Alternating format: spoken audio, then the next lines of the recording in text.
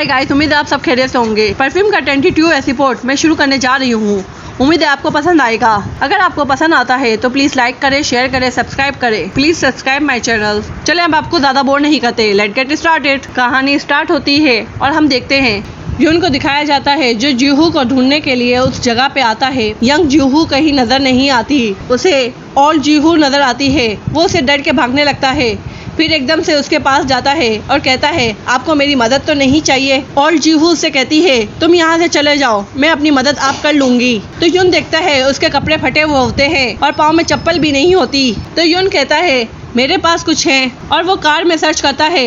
यून उसके पास आता है, उसे सैंडल्स और टी शर्ट देता है। तो ओल्ड जूहू से कहती है तुम ऐसा क्यों कर रहे हो, मैंने कहा ना मुझे तुम्हारी मदद नहीं चाहिए, तुम जा सकते हो। तो यून कहता है आप मुझे नहीं जानती, मैं प्रिंस हूँ एशिया का। यून उससे कहता है आप सच्ची में मुझे नहीं जानती। तो यून कहता है मैं पुलिस स्टेशन जा रहा हूँ, आपको कहीं ड्रॉप कर दूँ। ओल्ड जूहू यून के साथ बैठ जाती है और वो यंग जूहू को बार बार कॉल कर रहा होता है। तो जूहू का भी मोबाइल रिंग करता है। तो वो कहता है मैम आपका मोबाइल बज रहा है। तो वो कहती है मेरा मोबाइल नहीं बज रहा। वो कहता है मेरी गर्लफ्रेंड का भी ऐसा ही सेम पर्स है, आप उसे जानती हो। वो कहती है हाँ मैं उसे जानती हूँ, क्या आप एक दूसरे से नफरत करती हैं? तो वो क्या आप उससे नफरत करती हैं? तो वो कहती है नहीं, यंग जूहू तो बहुत अच्छी है। वो कहता है हाँ वो बहुत अच्छी इंसान है। यहाँ हमें टी को दिखाया जाता है, सीओ से टक्कर मारता है और वो बोलता है आप यहाँ पर कैसे, मैंने तो सुना था आप यहाँ पर नहीं आने वाले थे। एनीवेज आपका आने का शुक्रिया। वो अपना हाथ आगे बढ़ाता है लेकिन उससे पीए हाथ मिलाता है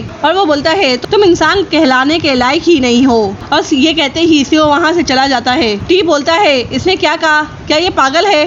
सीन शिफ्ट होता है, यून को दिखाया जाता है। यून उससे कहता है यंग जूहू तो बहुत अच्छी है, वो हमेशा मुझे बचाती है, वो मेरे बुरे वक्त में भी मेरे साथ थी, मुझे लगता है वो किसी मुश्किल में है। तो ओल्ड जूहू बोलती है तुम अच्छे इंसान हो। जब ओल्ड जूहू उसकी कार से जाने लग जाती है तो यून उसके बालों में वो गिफ्ट देख लेता है जो उसने यंग जूहू को दिया था, जो उसने हेयर पिन सिर्फ एक ही बनवाया था जूहू के लिए खास। पर यून सोचता है कि ये तो बहुत इम्पॉसिबल है। जूहू मिस्टर पार्क को फोन करती है और बोलती है बहुत बड़ी परेशानी में आ गई हूँ, मेरा परफ्यूम गायब हो गया है। फिर ये इतना शॉक में हो जाता है कि वो जोर से ही चिल्लाने लग जाता है तो अब तुम कैसे बदलोगी? तो फिर वो कहता है सीसी और सीओ से कि मैं अपने नेफी से बात कर रहा हूँ, वो रोबोट में ट्रांसफॉर्म होना चाहता है।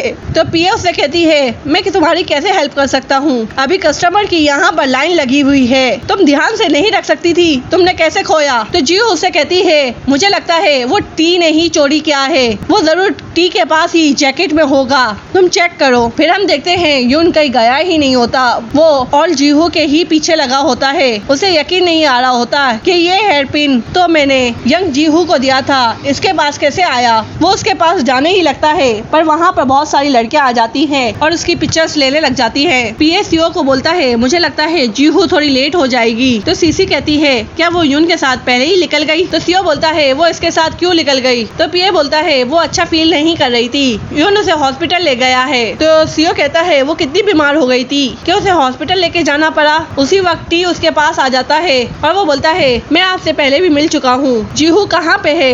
सब उसका वेट कर रहे हैं, मुझे लगता है। पीए कहता है गाने का इवेंट शुरू होगा तो वो उस वक्त वापस आ जाएगी, आप फिक्र मत करो, आपको शैम्पेन ट्राई करनी चाहिए। और वो उसे शैम्पेन देने के बहाने उसके कोट पे ही शैम्पेन गिरा देता है और सफाई के बहाने उससे कोट ले लेता है कि मैं ये साफ करके आता हूँ। जूहू जब चेक करती है तो वो परफ्यूम कोट में नहीं होता। टी काफी लोगों के साथ बाहर आता है और बोलता है तुम चेंज हो गई। पीओ से कोट वापस करता है कि आपका कोट। तो टी का बॉस उससे पूछता है क्या तुम इसे जानते हो? तो टी कहता है नहीं मैं नहीं जानता। फिर कहता है ये मेरी बीवी है। तो उसका बॉस बोलता है क्या वो ज्वाइन करेगी? तो टी मना कर देता है। तो जूहू बोलती है मैं जितने भी बिजी हूँ लेकिन मैं इसके साथ ज्वाइन जरूर करूँगी, आपको कोई प्रॉब्लम तो नहीं? बॉस बोलता है नहीं आपकी मर्जी है। जब सब चले जाते हैं तो टी उससे पूछता है तुम्हारा इरादा क्या है? तो जूहू बोलती है मेरा वही इरादा है जो पहले था, मैं तुम्हारे साथ ज्वाइन कर रही हूँ। तो टी बोलता है आखिरकार तुम ऐसा क्यों कर रही हो? और जूहू अंदर आती है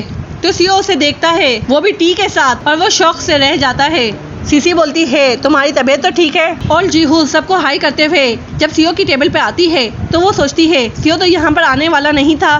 टी सीओ से मिलवाता है ये मेरी वाइफ है सीसी उससे मिलती है। टी कहता है ये बाहर थी इसलिए इसने रेन कोट पहना है। जीहू चुपके से उसका बैग चेक करने की कोशिश करती है पर टी उसका हाथ पकड़ लेता है और हाथ पकड़ते ही टेबल पे पटक देता है। सीओ को जिन की बात याद आती है, शायद मेरी मम्मा भी अपना माइंड चेंज कर ले। सीओ को काफी गुस्सा हो रहा होता है जीहू और टी को इस तरह खुश देखकर। टी उससे पूछता है कि अचानक से तुम यहाँ पर क्यों आ गई, वो भी इस कपड़ों में। हंसते हुए आंसर देती है, क्या गलत है मेरे कपड़ों में, तुम्हें पसंद नहीं आए, तुमने कभी मुझे कपड़े दिलाए भी हैं। बहुत ज़्यादा गुस्सा हो रहा होता है और वो किसी ना किसी तरीके से अपने आप को कंट्रोल कर रहा होता है, लेकिन उससे कंट्रोल से बाहर चला जाता है और वो चेयर से उठ के बाहर जाता है और कहता है तुम इस स्टूपिड के साथ कैसे रह सकती हो। टी बोलता है क्या ये मुझे कह रहा है। सीओ फिर से आता है, अपनी जगह पर बैठ जाता है। टी उससे पूछता है वो क्या था, पर सीओ किसी बात का जवाब नहीं देता। टी जाता है स्टेज पे, फिर सीओ से रहा नहीं जाता, जीहू से पूछ ही लेता है क्या तुम अपने शौहर से प्यार करती हो। तो जीहू उससे पूछती है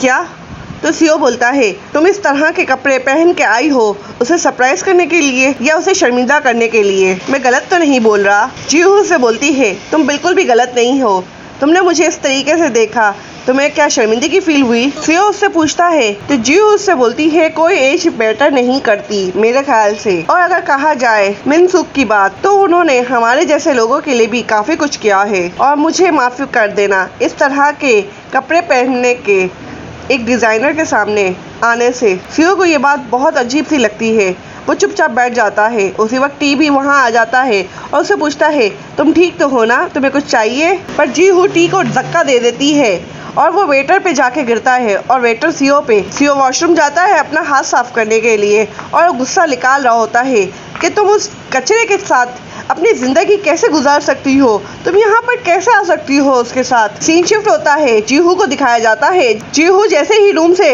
टी का बैग लेकर बाहर निकलती है तो उसे चेक करती है, लेकिन उसमें परफ्यूम नहीं होता। वो नीचे देखती है तो काफी ऑडियंस आ चुकी होती है। उसी वक्त सीओ भी बाहर निकलता है वॉशरूम से और जीहू के पास आता है और उससे पूछता है क्या तुम खुश हो इस तरह से जीने में, क्या सब कुछ ठीक है। पर जीहू तो उसका नाम लेकर बस यही पूछती है तुम मेरा नाम कैसे जानते हो, तुम मुझे कैसे जानते हो। सीओ पूछता है क्या तुम मुझे जानती नहीं, और वो उसे देखता ही रह जाता है। कहानी यहीं खत्म होती है। ये तो हमें आगे ही पता चलेगा कि सीओ और जीहू की क्या कहानी है, क्या बैक स्टोरी है और सीओ उसे ऐसे क्यों देख रहा था प्यार भरी नजरों से। कहानी यहीं खत्म होती है। नेक्स्ट पार्ट में मिलेंगे, जब तक के लिए बाय बाय।